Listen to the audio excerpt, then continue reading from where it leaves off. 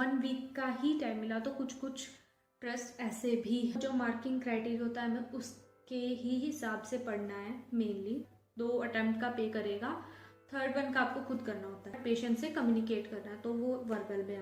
Hello guys, welcome to my channel, it's me Sanju and मेरा नाम है संजना। सो आई होप सो आप सभी ठीक होंगे। तो आज के वीडियो में हम बात करेंगे ओस्की से रिलेटेड। सो ओस्की फर्स्ट ऑफ ऑल होता क्या है। ओस्की भी हमारा, जैसे हमने सीबीटी के बारे में बात की थी कि हमारा टेस्ट ऑफ कॉम्पिटेंस है जो हम इंडिया में देते हैं, तो ऐसे ही ओस्की हमारा second part of test of competence है, वो हम यूके में आने के बाद ये एग्ज़ाम देते हैं। एंड ओस्की, इसका फुल फॉर्म है ऑब्जेक्टिव स्ट्रक्चर्ड क्लिनिकल एग्ज़ाम। सो ये जो एग्ज़ाम होता है हम यूके में देते हैं, इसकी जो भी प्रिपरेशन होती है, हमारा ट्रस्ट हमारी प्रिपरेशन करवाता है। सभी ट्रस्ट का अलग टाइम पीरियड होता है, क्योंकि जैसा मुझे पहले पता था कि जो हमें प्रिपरेशन टाइम मिलता है वो एटलीस्ट 3 मंथ्स का मिलता है और 2 मंथ्स का मिलता है, ऐसे है।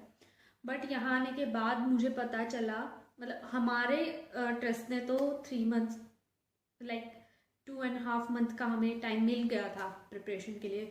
बट कुछ मेरे जो बैचमेट, उन्होंने बताया उनके कुछ फ्रेंड है वो अदर सिटीज़ में रहते हैं, उनको किसी को 2 वीक्स का ही टाइम मिला या फिर किसी को 1 वीक का ही टाइम मिला। तो कुछ कुछ ट्रस्ट ऐसे भी हैं जो ओस्की के लिए लाइक इतना मिनिमल टाइम ही देते हैं प्रिपरेशन के लिए। तो हमारा ट्रस्ट ने दिया था हमें 2.5 मंथ्स।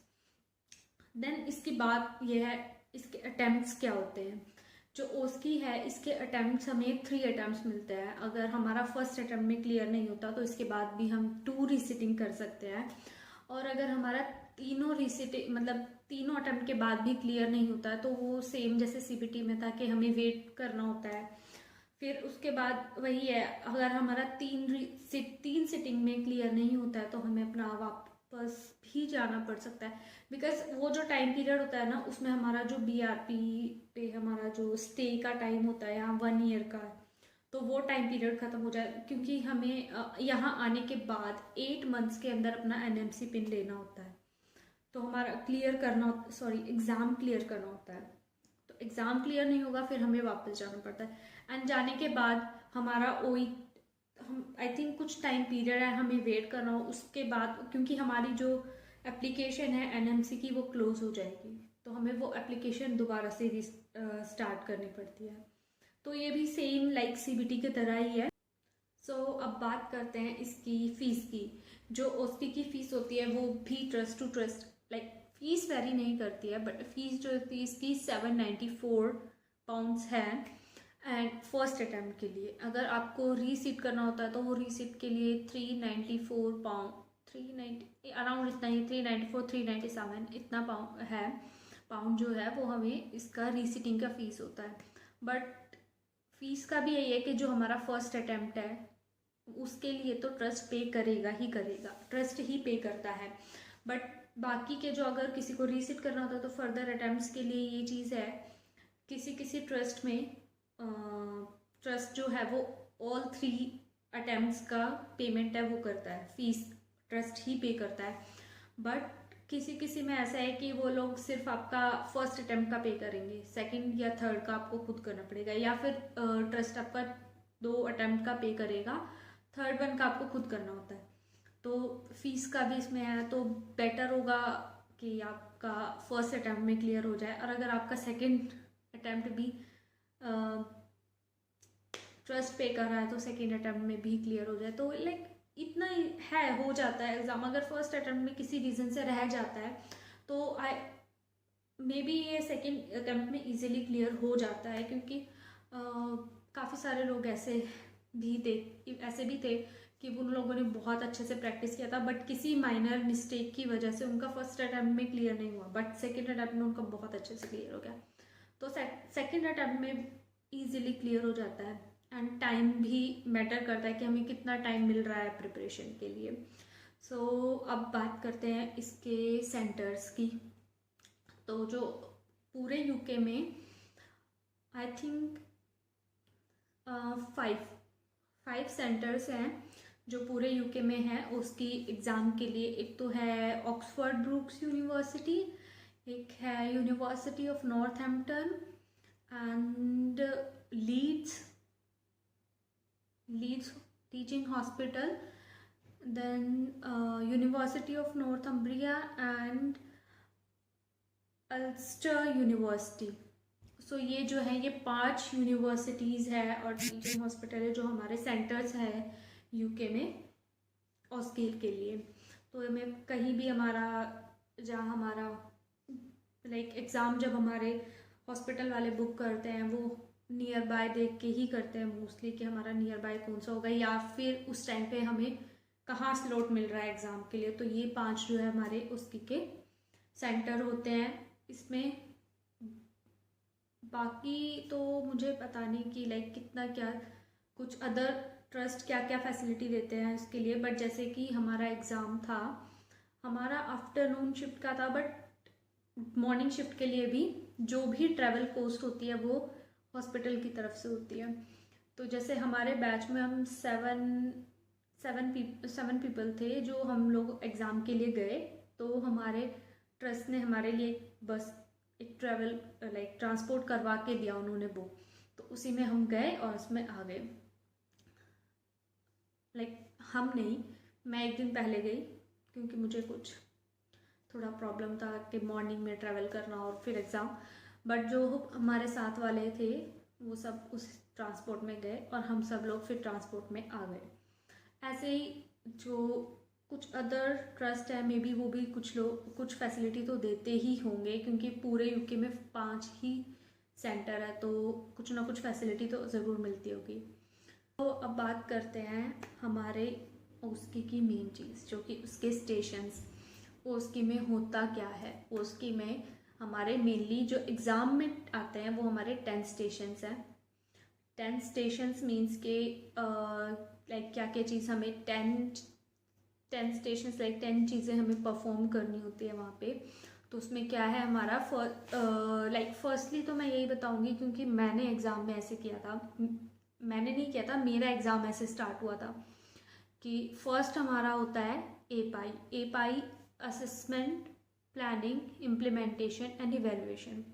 तो ये हमारे जो होते हैं असेसमेंट प्लानिंग इम्प्लीमेंटेशन इवेल्युएशन, ये हमारे 4 स्टेशन एज ये हमारा लाइक एपाई होता है हमारा एक के बाद एक यही होता है। अगर हमारा असेसमेंट से स्टार्ट हुआ है तो उसके बाद हमारा डेफिनेटली प्लानिंग होगा, फिर उसके बाद डेफिनेटली इम्प्लीमेंटेशन होगा, देन इवेल्युएशन होगा। तो ये होता है हमारे 4 स्टेशंस।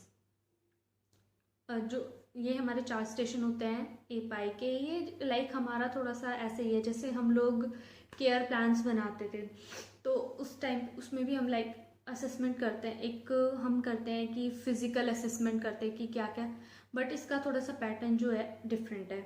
फिर प्लानिंग में टोटल वही लिखना सब कुछ कि हमारा प्रॉब्लम क्या है, फिर हमारा एम क्या है, गोल क्या है, फिर हमारी प्लानिंग क्या है, लाइक प्लानिंग और इम्प्लीमेंटेशन लाइक हम लोग ऐसे करते थे। तो ये वैसे ही इम्प्लीमेंटेशन में होता है हमारा यहाँ पे मेडिकेशन से रिलेटेड ओरल मेडिकेशन हमें करनी होती है।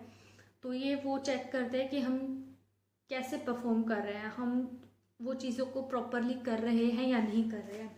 देन ओरल मेडिकेशन के बाद इम्प्लीमेंटेशन के बाद इवेल्युएशन में है कि जब हमने असेसमेंट किया था तो पेशेंट की क्या कंडीशन थी, अब इवेल्युएशन के टाइम पे पेशेंट की क्या कंडीशन है, बट उसमें हम असेस नहीं करते हैं। उसमें हमें जो भी रिकॉर्ड होगा वो सब कुछ रिटर्न में मिलेगा कि पेशेंट की कंडीशन कैसी है।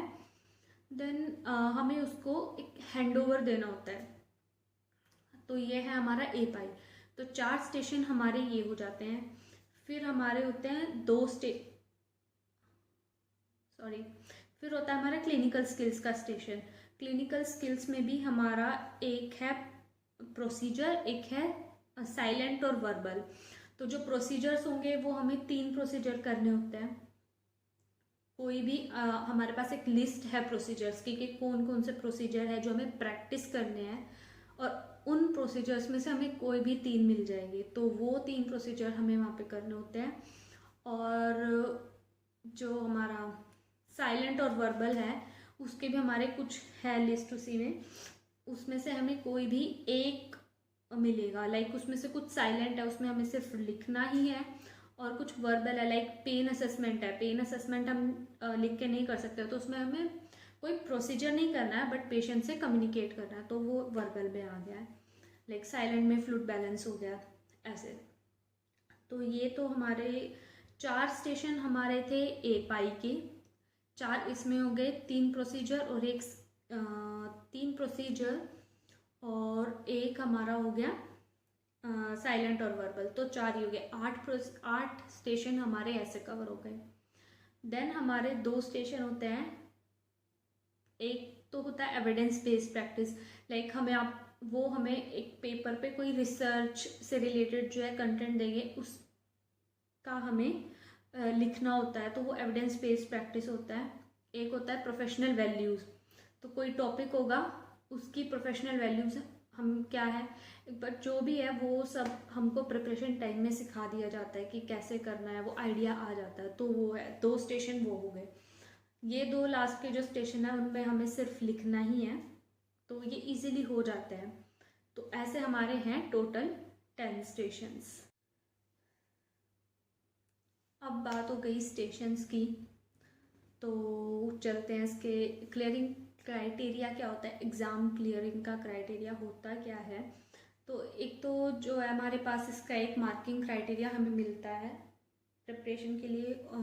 हमें एनएमसी की साइट से भी आई थिंक मिल जाता है, और हमारा ट्रस्ट भी प्रिपरेशन जैसे होती है तो वो लोग हमें प्रोवाइड कर देते हैं कि हमें क्या मार्किंग क्राइटेरिया, हमें किस मार्किंग क्राइटेरिया से पढ़ना है, तो हमें क्या क्या चीज़ें डेफिनेटली इंक्लूड करनी हो। क्योंकि कुछ चीज़ होती है जो एज अ रेड फ्लैग काम करती है, अगर हमने वो चीज़ स्किप किया तो हमारे लिए रेड फ्लैग हो गया, फिर तो हम डेफिनेटली गए। तो वो जो मार्किंग क्राइटेरिया होता है हमें उसके ही हिसाब से पढ़ना है मेनली। देन में अब इसका क्लियरिंग का कैसे में होता है कि रीसिट का कैसे होता है कि कितना परसेंटेज क्लियर होना चाहिए या कुछ भी है, जैसे हम बोलते हैं कितने परसेंट स्कोरिंग होनी चाहिए, तो उसमें हमारे जैसे 10 स्टेशन मैंने बताया, अगर किसी के 5 स्टेशन क्लियर है, 5 स्टेशन वो फेल है, तो उसको रीसिट करना पड़ेगा उन्हीं सेम 5 स्टेशंस के लिए जो इसमें वो फेल हुआ है। अगर मान के चलो उनको ए पाई मिला, ए पाई में वो 2 में फेल हो गया, असेसमेंट और प्लानिंग, तो उस कैंडिडेट को जो भी रीसिट में टॉपिक मिलेगा असेसमेंट और प्लानिंग के लिए वो सेम मिलेगा।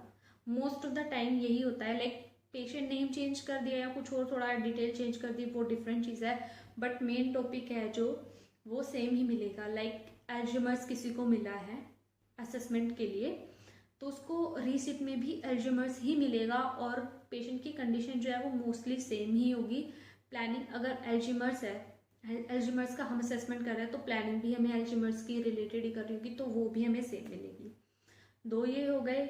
एंड फिर अगर वो किसी और 2 में फेल हो गया, जैसे कि वहाँ पे मिला है कैथेटर स्पेसिमेन ऑफ यूरिन, वो सैंपल उसे प्रोसीजर करना है, उसमें वो फेल हो गया, तो रीसिट में भी वही मिलेगा। दूसरा टॉपिक लगा लो आप, जैसे वुंड असेसमेंट हो गया, वुंड असेसमेंट में फेल हो गया वो कैंडिडेट, तो उसको दूसरा टॉपिक वहाँ पर भी वुंड असेसमेंट ही मिलेगा। तो ये चीज़ है, ऐसा नहीं है कि अगर मैं 5 में क्लियर हो गई पर दूसरे 5 में फेल हो गई तो मुझे जिनमें मैं फेल हुई हूँ उनसे कोई और टॉपिक मिलेगा, ऐसा नहीं है। सेम वही टॉपिक मिलेंगे। तो आपको आपके टॉपिक्स पता हैं, आपको आपकी गलतियाँ पता है, तो आप इजीली उनको ओवरकम कर सकते हो। सेम ऐसे ही अगर आप जितने भी स्टेशंस में फेल हुए हो, लाइक आप 5 में फेल हुए हो तो 5 का एग्ज़ाम देना पड़ेगा। आप फिर अगर 6 में फेल होते हो तो आपको पूरा एग्ज़ाम रीसिट करना पड़ेगा। अगर 5 से ज़्यादा हम फेल होते हैं तो हमें पूरे एग्ज़ाम के लिए रीसिट करना पड़ेगा। फिर उसमें वो लोग कुछ भी दे सकते हैं, लाइक सारा सिनेरियो भी चेंज हो सकता है, सारे टॉपिक्स हमारे लिए चेंज हो सकते हैं। अगर आप दो स्टेशन में फेल हुए तो आपको 2 वही मिलेंगे जिसमें आप फेल हुए। तो ऐसे है इसके क्लियरिंग का क्राइटेरिया, और आपको 100% क्लियरिंग के लिए 10 के 10 स्टेशंस क्लियर करने होंगे, बट आई थिंक ये हो जाता है।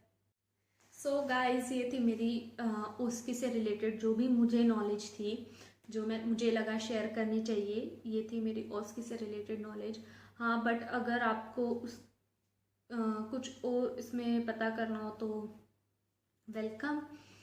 एंड यस, मैंने ये भी सोचा कि मैं इसके जो मैंने स्टेशंस आपको बताए हैं, स्टेशंस में क्या क्या टॉपिक होता है और कैसे, थोड़ा बहुत मैं उसके रिगार्डिंग भी कोई वीडियो बनाऊं, तो वो नेक्स्ट पार्ट में मैं आपको वीडियो ज़रूर बनाऊंगी।